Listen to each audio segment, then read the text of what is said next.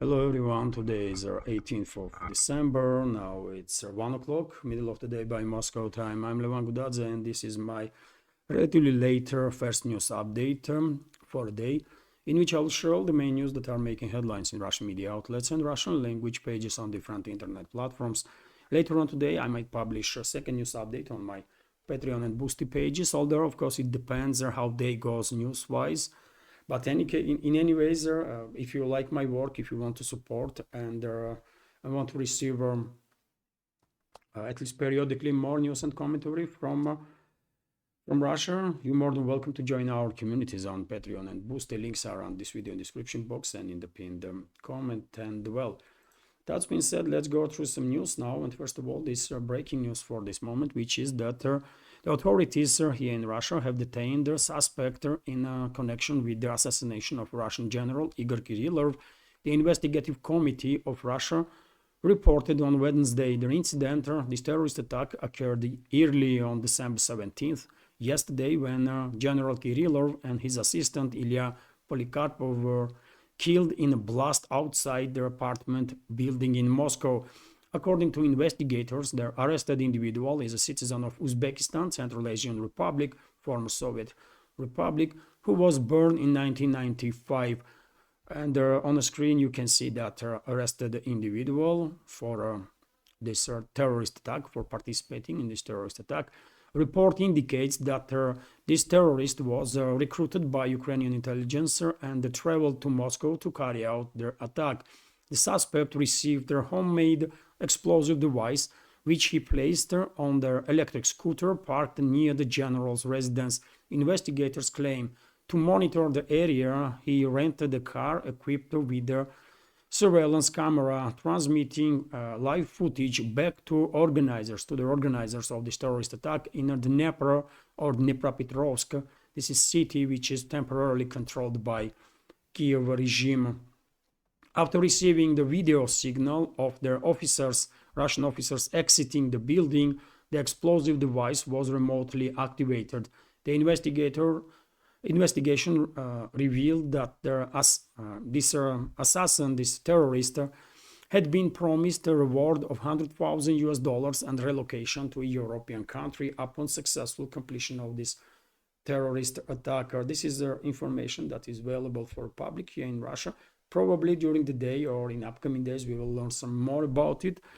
And of course I will share additional news on my next updates or under my Telegram channel or Twitter X page. But meanwhile, let's continue with some more news. And now, dear friends, we have a little better understanding why Kiev regime was that quick yesterday to claim the responsibility for this terrorist attack, because most likely once they lost contact with this suspect, they realized that he was arrested by Russian security services, and I guess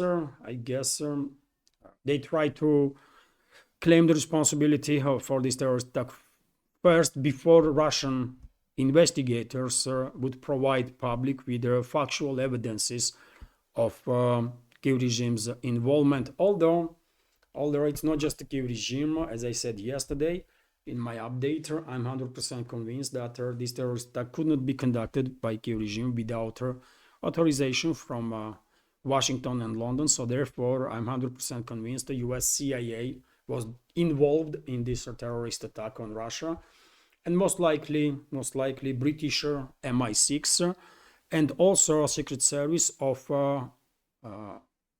whatever EU member state Russian investigators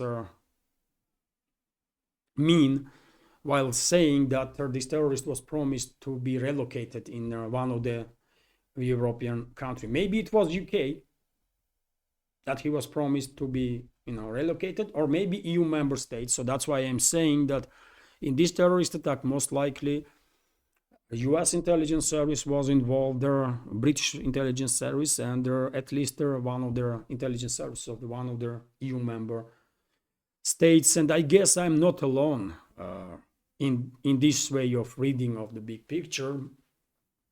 Far not alone, because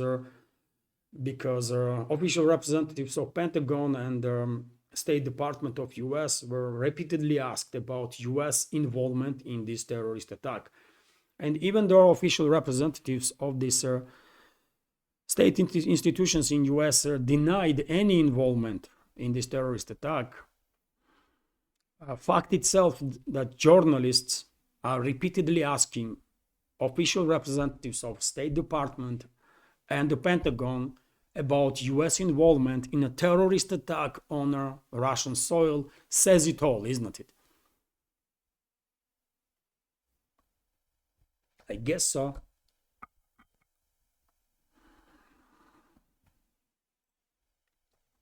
Meanwhile, of course, dear friends, there was many statements made in Russia by public figures, by politicians about this terrorist attack, strong statements, promises of retaliation and so on. But I don't think it was our time to pay too much attention to these statements and warnings. In recent days and months and years, we had heard way too many strong statements and warnings. So therefore, let's go through some more important news.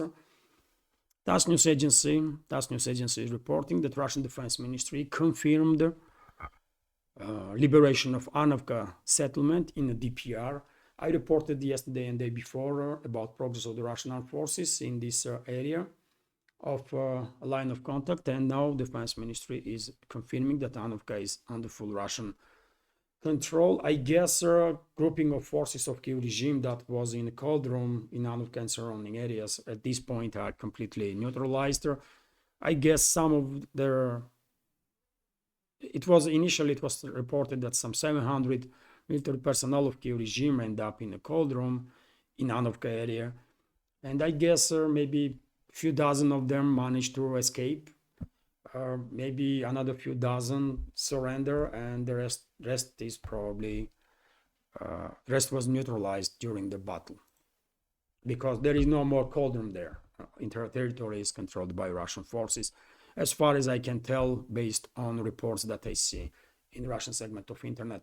Meanwhile, we have this interesting a report that Russian militaries from Crimea destroyed yet another Abrams tank, this time in the Kursk salient area. And what is interesting, not fact itself that Abrams tank was destroyed. At this point, dozens of these Abrams tanks were, utilized or sent to a scrapyard, basically, or not a scrapyard, to the museums, right? To open air museums as a military trophies all around Russia. So therefore, destruction of Abrams tank is not really news. But when I see this information, I was wondering, is this Abrams tank US delivered one, or this Abrams tanker from some other country? If you remember, and this is video, by the way, that of destruction of that Abrams, as far as I understand, there one drone hit it on the move, and he was and tank was damaged so much so that it could not move no more, and the second drone basically finished it off, as you can see on your screen now. And I was wondering, is this tank from first 31 tank package that was delivered by US to Kyiv regime, or maybe from additional tank deliveries from US, or it is the tank from Australia? If you remember, I reported about months ago that Canberra made a promise to Kyiv regime that they will transfer retired M1A1 Abrams tanks, and maybe Australia already transferred those tanks. It is clearly a possibility, isn't it? Because too many of them have been destroyed on the battlefield at this point, and I think it is unlikely that this tank is from that first delivery of 31 Abrams tanks that US provided Kyiv regime. So maybe this is additional deliveries from US, or maybe Australian Abrams. That's why I paid attention to this news, and I'm sharing it in this update. Anyways, let's continue. Rianost is reporting that Zelensky once again admitted that Kyiv regime has no means to militarily reclaim former territories of Ukrainian Soviet Socialist Republic, so-called modern Ukraine.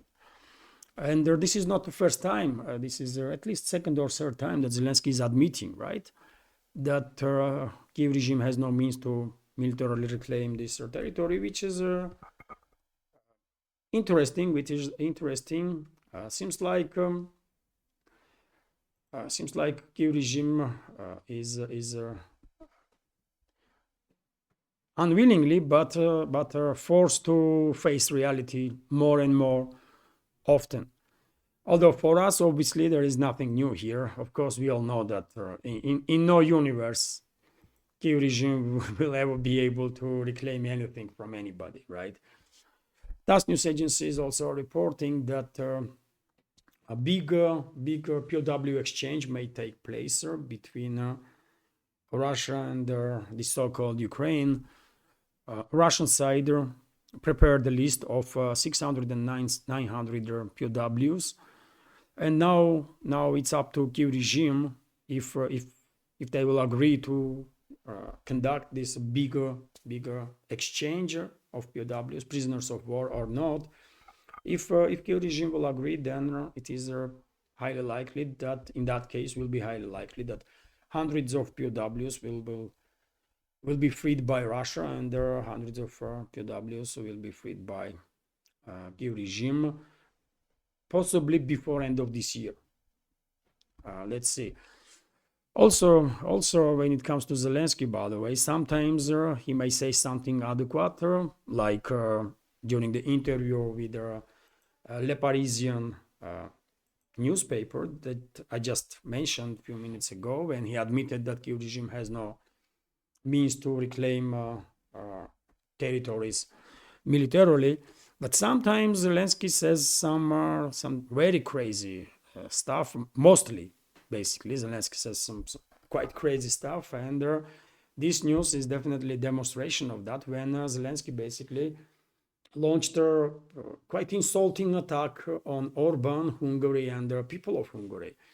So let's go through this news. Ukraine does not need mediators such as Hungarian Prime Minister Viktor Orban in potential peace talks with Russia, and intends to maintain direct contact with US President-elect Donald Trump on the issue. Vladimir Zelensky stated. Orban earlier, of course, we know that suggested a Christmas ceasefire, and also exchange of POWs. Speaking at the public meeting in Lvov, city in western Ukraine, on Tuesday, Zelensky said, and then quote, "We do not need countries like Hungary, like Prime Minister Orban, to be mediator. It will not work. I will not let him in, and people like him." That's his attitude, by the way, towards Hungary and towards subsequently people of Hungary and to leadership of Hungary. That's Zelensky, right? So I guess Budapest will react on this, and Budapest will teach the lesson to Zelensky where his place is really and who he is. Because definitely Zelensky needs to be reminded that he is not even a pawn on this geopolitical chessboard. At best, he may be considered as a dust particle on this board, maybe even less, right? So therefore, it will be good. It will be good if Budapest will put this creature in its place, right? And probably that will happen publicly or privately, but Hungary will react. I'm quite sure about it. TASS news agency is reporting that, according to Defense One portal, a US portal, before end of this year, Biden's administration will transfer yet another military aid package for Kiev regime, this time for 1.22 billion US dollars. Of course, none of us are surprised, but Well, I mean, if I was citizen of US, I will have so many questions, by the way, so many questions. How this is even possible that at this point, not just dozens of billions, but hundreds of billions of dollars were basically stolen from taxpayers and used to enrich this most corrupt regime in this former Soviet Union, from this Soviet Union on the name of Ukraine, and also corrupt officials in US and the military-industrial complex. How come that this is happening while millions of US citizens are receiving food stamps on a regular basis? Nothing to be said about crumbling infrastructure in US when the bridges are collapsing, by the way, and roads have not been maintained properly for decades at this point in certain areas. Nothing to be said about deteriorating living conditions in major cities in US like Los Angeles, San Francisco, New York, by the way, Chicago, Detroit.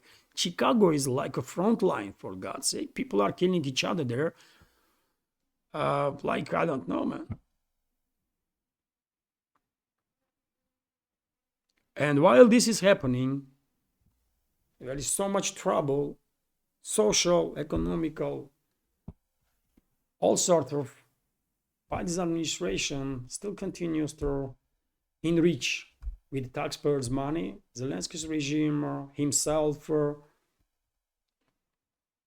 corrupt US officials and military-industrial complex, and somehow majority in US seems like don't really bother about this stuff. I don't know. This is just too crazy, man. Of course, we'll understand that no matter how much money or weapons will be allocated or transferred to a key regime, Western ruling class not going to turn the tide. I mean, we all understand this.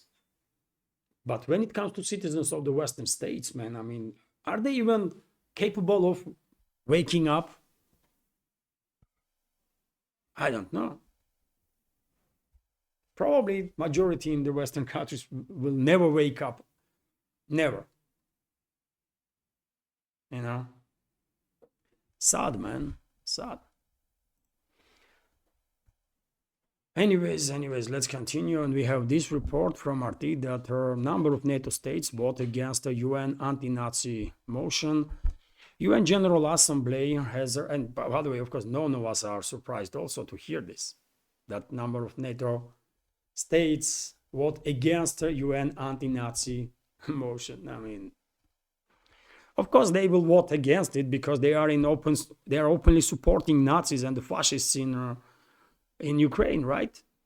In so-called Ukraine. So the UN General Assembly has approved the Russian proposed resolution on combating the glorification of Nazism despite opposition from Ukraine and the significant group of Western countries. The vote on the draft document titled Combating a Glorification of Nazism, Neo-Nazism and Other Practices that Contribute to Fueling contemporary forms of racism, racial discrimination, xenophobia, and related intolerance took place on Tuesday. The resolution was adopted with 119 votes in favor, while 53 was against and 10 abstained. Those opposing the resolution included Ukraine, not surprisingly, which Russia has long accused of promoting neo-Nazi ideology, and many of Kiev's supporters, including NATO members like Canada, France, Germany, UK, US, Baltic states, and Poland. Notably, abstention included Switzerland and Turkey. So that's the world that we are living in, by the way. That 53 countries in this world, majority from collective West, openly are against a resolution against Nazism, racism, fascism, and that kind of negativity. And for strangely enough, another 10 countries are abstaining to vote. What the hell, man?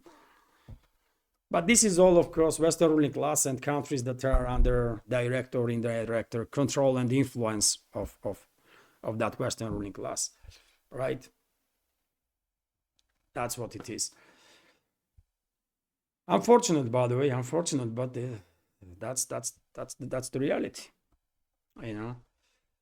And meanwhile, dear friends, sorry to say so, but this media project has no sponsors, as you know. My channel on YouTube is not monetized, and this project basically is completely dependent on you. And if you like my work, if you like me to continue this with this project, if you think my channels deserve to exist in this field of news and political commentary, please consider to support with donation or by subscribing to my Patreon page. All the links to PayPal, Boosty, Patreon, crypto wallet, all the links on this video in the description box and in the pinned comment. And dear friends, if I had the opportunity, if I was rich, trust me, I would never ever ask for any support. I know some members of our community are a bit frustrated when they hear from me that channel needs some support, but I mean, this is a full-time job, by the way, right? This is not as easy as it seems, right? Today, for example, this is, I don't know, 7th, 8th attempt to record this video. I'm trying to record this update for last 3-4 hours, and I'm updating news themselves because more and more news is coming in, right? And it's not always that easy to record videos, right? Especially when you make videos in one take, as I do. And yes, sorry, dear friends, if I'm upsetting anybody by mentioning in every update that project needs some supporter to exist, but this is true, by the way. Trust me, if I was some sort of, I don't know, man, millionaire or something, you know, I wouldn't bother nobody, right? But if I want to continue this work, then this is the only way to maintain independence, is to ask community for support, right? I hate this, dear friends. It feels, you don't know how bad it feels, man. It feels like I'm sitting on the street somewhere and begging for help. And I hate that, right? But if I want to work in this field, if I want to continue this project, that's the only way. I mean, if one day I will have a sponsor, that might, you know, play big role, obviously. But I don't have sponsors. I don't have advertising. My channel on YouTube is not monetized. So the only way this project can continue existence is support of community. So I apologize for talking about this stuff in every update. I hate it. Trust me, by the way, I hate this so much, man. It's you can't imagine. But I just have no option, by the way. Either I have to ask community for support for this project, or I have to shut down this stuff, focused maybe on Patreon only, and just find everyday job. And I guess I would be much happier, by the way. That would be much easier for me personally, right? But anyways, dear friends, there is still quite a lot of news left, so let's go through this. Vzglyad newspaper is reporting that Israel responded on the calls from Turkey to withdraw its forces from Syria and to stop occupation. And Israel's response is that Turkey is the last country in this world to say anything about occupation of anything, you know, any territories anywhere, including in Syria. And by the way, this time Israel leadership definitely has their point by articulating that Turkey is the last country to have anything to say on the topic of occupation of territories of other countries, including Syria. And I remind you, dear friends, that Turkey is occupying Cyprus too. right? Almost half of the island is occupied by Turkey, illegally, right? It's a Greek island, always was a Greek island. Turkey has nothing to do with it, not historically, not culturally, nothing to do with it, right? And Turkey is illegally occupying Cyprus, significant parts of Cyprus, right? And definitely Ankara has nothing to say about any other country. Let's be clear on that. Although, of course, when it comes to Syria, obviously, in ideal world, not Israel, not Turkey, not any other country would occupy there anything. But in reality, Turkey is in control of majority of modern Syria. Israel is occupying more and more territories beyond Golan Heights, right?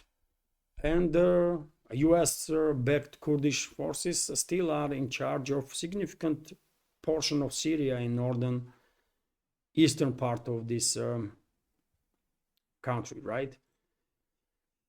And when it comes to Turkey, by the way, we have this report that Turkey is building up forces on the Syrian border.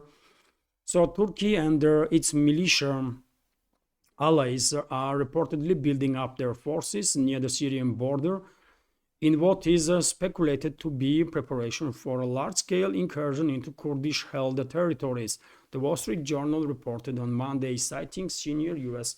officials, and well, I have no doubts, and I think nobody has any doubts that Turkish leadership would love to establish full control over the Kurdish-held territories on the northern eastern parts of Syria, and they are preparing for that. But now, question is, will U.S. allow Turkey to establish control over those territories or not?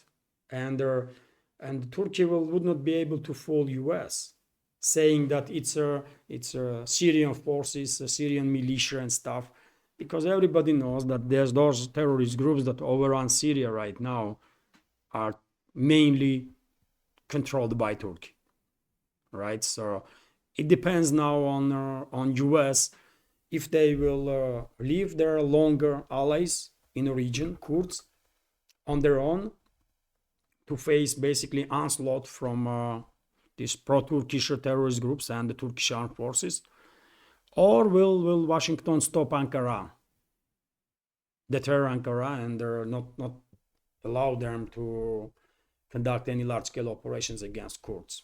I guess we will find out soon what is going to happen there. And when it comes to Turkey, by the way, also President-elect of US, Donald Trump, stated that Turkey is behind the Syrian regime change.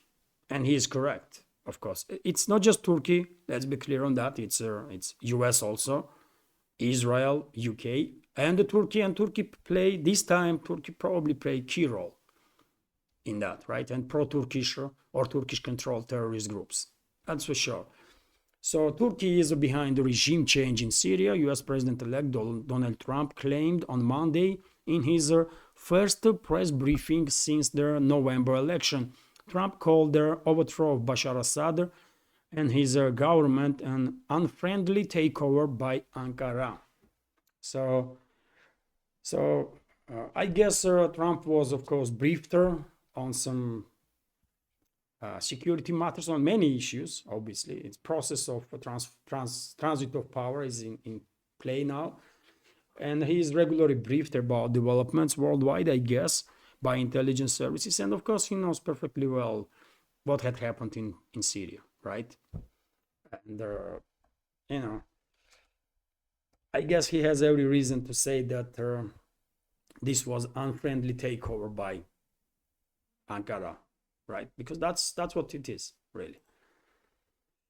Meanwhile, Zglyad newspaper is reporting that EU, by the way, is demanding from Syrian terrorists now to force Russian military bases out of Syria if they want EU to reconsider its relationships with Damascus and to maybe lift sanctions, or even no longer see these terrorist groups in Syria as a terrorist ones, right?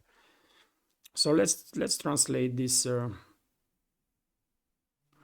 None of us are, of course, surprised by this news, but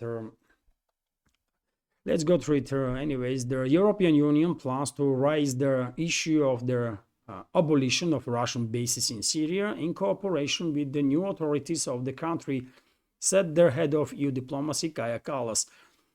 Kallas, following a meeting of EU foreign ministers, said that the European Union will raise this issue at the meeting with the leadership of different levels. According to her, this issue was considered during a meeting, and a number of European ministers exposed their opinions that the rejection of Russian influence should be conditioned for further negotiations with the new leadership of Syria. So basically, they're, what EU is saying that, you want some cookies from us, force Russian bases out. That's it, really. Trade. It's a trader. Of course, EU leadership has no principles, no morale, no dignity, and they will cooperate. They already cooperated with the terrorists for decades and decades. Kosovo, by the way. Kosovo is a terrorist enclave, isn't it? Right now. It's a terrorist enclave, right? Controlled by NATO. And what is the EU? Sort of quasi-political extension of NATO, right? So, we all know what kind of people these are, formally in charge of EU or EU member states, majority of them, and the collective West in general. So, they will find ways to cooperate with the worst of the worst representatives of humanity, including those terrorists that overrun Syria, right? And I really hope Russia will withdraw. Russia will first of all evacuate everybody who wants to be evacuated. First of all, Russian citizens, and then Russia will, of course, help citizens of other countries that will need help. And I really hope Russia will withdraw military bases, shut down embassy, and that's it. Just forget about Syria, man. There is no more Syria. For me personally, it's some terrorist-controlled territory, right? And so it will be better, I guess, for Russia if Russia will say, you know what, we are not dealing with these disgusting creatures here that overrun this country, these terrorists, right? So we are just leaving, and that's it.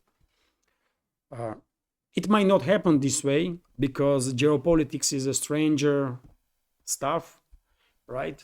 But if you ask me, I would prefer Russia to leave Syria completely, and let locals sort it out, right? If locals would fight, by the way, I would have different attitude. If Syrian Arab army fights strongly against this terrorist, assault, if locals, by the way, ordinary people fight against this terrorist assault, terrorist occupation, that's a whole different story.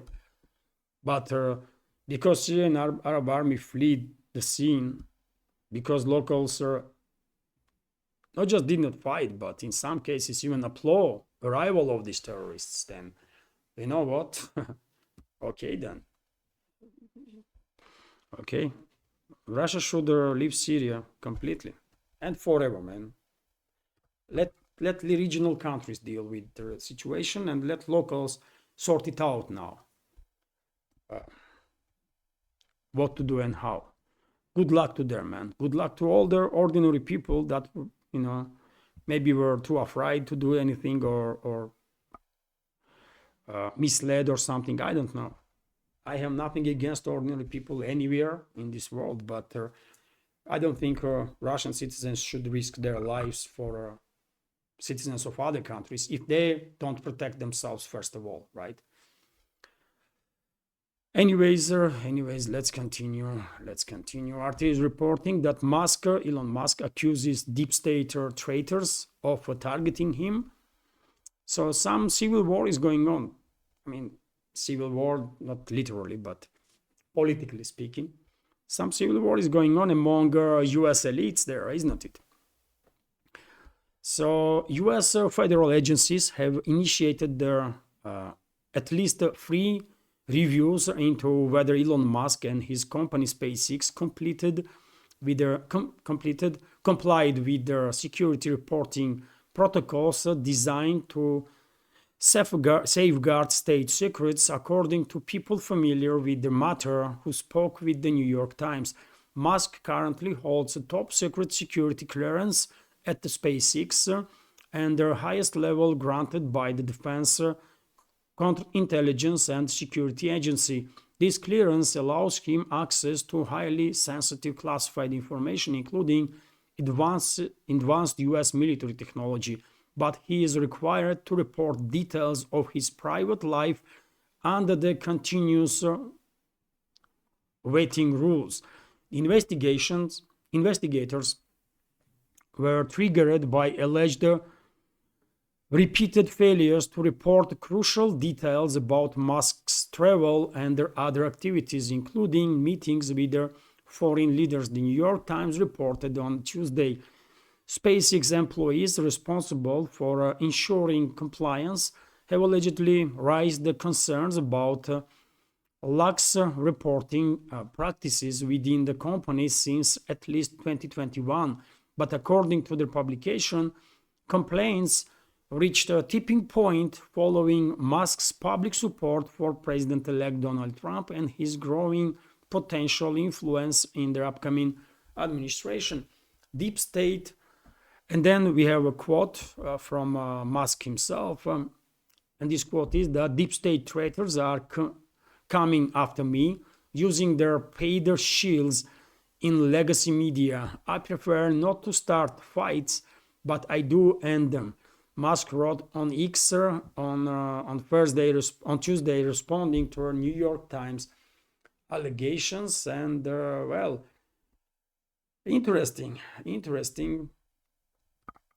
is seems like some forces in US deep state or whatever that is definitely after Musk, because he gained immense popularity and influence in last several years, and there probably will become even more influential in upcoming months and years, right? Because he is going to be significant member of the Trump's administration.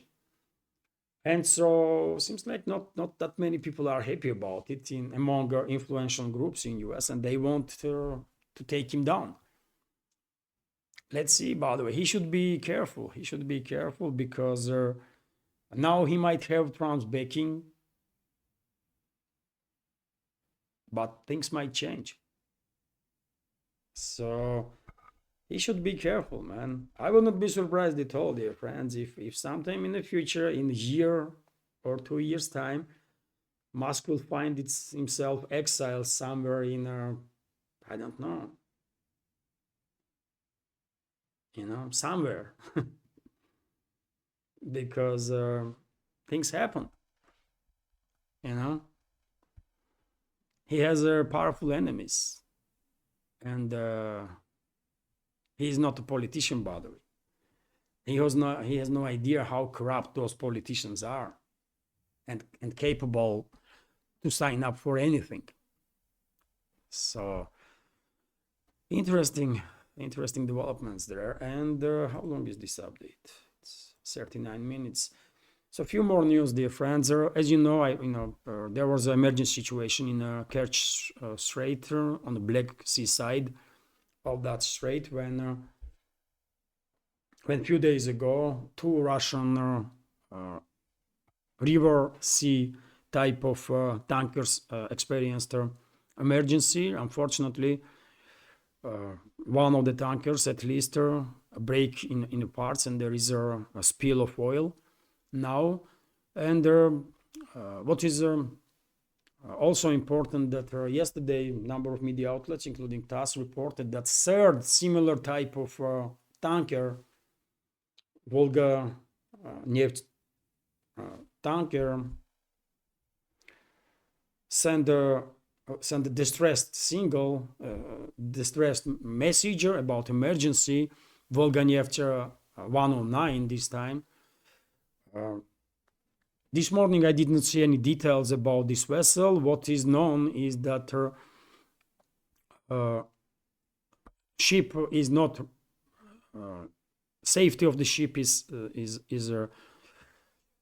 not jeopardized yet. There is no oil spill, but some emergency measures need to be taken so that this vessel will be escorted to a safer area. And unfortunately, as a result of emergency on these previous two tankers a few days ago, as a result of that incident, there was a significant oil spill. These two tankers combined were carrying more than 9,000 tons of mazout oil product. And unfortunately, this mazout already reached shoreline, and the emergency situation is now declared on the shoreline. At this point in Anapa area, which is, let me find it, by the way, this is Black Sea coastline of the Russia, of course, and this is approximately the area where that emergency occurred, right? And beaches are already in this mazout, and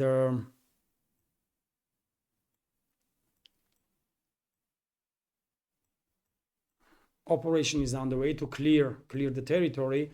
And yesterday I saw some reports that these mazout oil products may reach even Sochi. City, major Russian city, of course, on this part of the coastline. So bigger emergency situation, of course, a big emergency situation. Where is the Anapa, by the way? I'm struggling to find Anapa. This is Novorossiysk, right? And Anapa is somewhere here, but